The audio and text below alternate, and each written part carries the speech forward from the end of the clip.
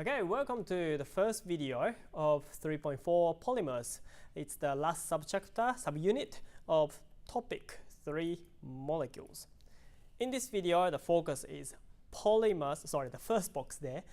Polymers or macromolecules are very large molecules composed of small repeating structural units. What you need to be able to do after this video is to identify the repeating unit of a polymer given the structural formula of a section of a chain. Okay, let's have a look through slide number 3.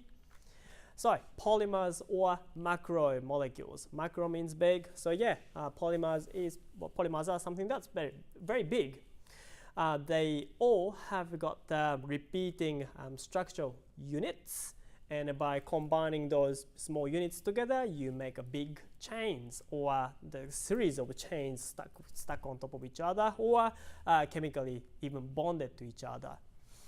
The word poly came from the Greek word for many. So poly means many, and also the suffix part means parts. So polymer would be many parts.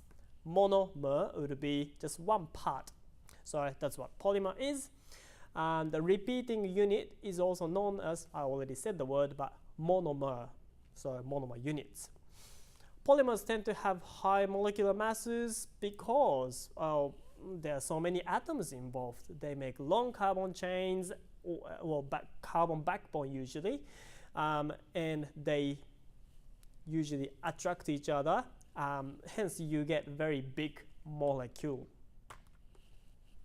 All right, next. Now, there are a few different types of polymers. First one is a natural one. The second one is going to be synthetic one. So natural polymers are something that you can get from nature, such as rubber. Rubber is a tree sap that you get from rubber tree.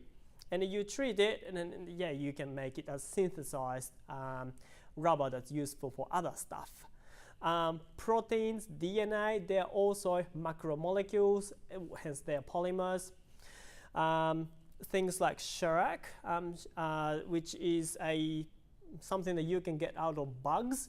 They're used for a finish for furnitures. So yeah, there are certain things that we use from nature or naturally made, like your body part.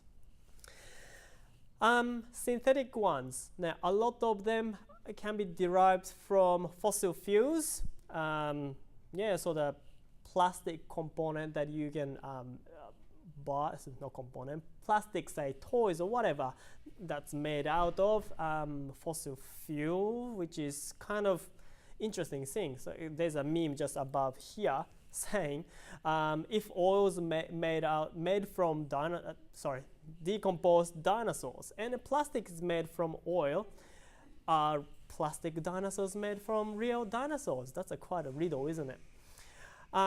Crude oil, yes, definitely that's something made from the dead animals, living organisms from the past, and that's fossilized.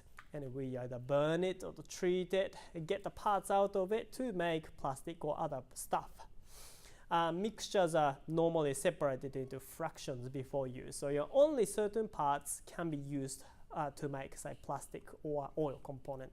Otherwise, they're, I guess, burnt as fuel or fuel stock. Yeah, there are different processes written there, but we won't be talking about that really. We'll do that in class. We'll do a bit more about the application of polymers and polymer science of it in class. Now, what you need to be able to do, though, is this. So things like polyethylene. This is an example. PE is it can be drawn as two different ways. Drawn as one just above that way. So you can draw a section of the long chain of polyethylene, or one that's on the right, one's on the right a bit, which is in brackets or square brackets. You just show the repeating units, which is derived from the monomer that was used. in this case, it's ethene. It was originally known as ethylene. That's why, yeah, you might still see the word ethylene, but systematically named it's ethene with CC, double bond, and 4 hydrogens. Yeah, because the monomer that was used was ethene, you'd have to have C2NH4 as the monomer unit, and then put N next to it. N means just, you know, any number of ethane were used to make or are making this polymer. Now, monomer units can be also identified if you used the square bracket to show that that's a monomer unit. Okay, so that can be identified if you have got if you're given a chain or section of a chain. Yeah, and yeah, if you're asked to do that, just use square brackets. All right, a few more examples. Vinyl chloride made into polyvinyl chloride, right? PVC. Polystyrene is where you start with styrene, which is ethene with benzene ring attached to. So polystyrene would look like that at molecular size.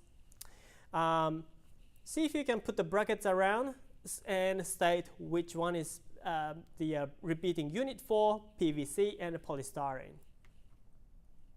So yeah, try drawing that carbon. Sorry, this way. the chains, and then try putting the brackets around it. That's one exercise. Yeah, that's it for this video. We'll look at addition polymers or polymerization reaction in the next video. All right, see you then.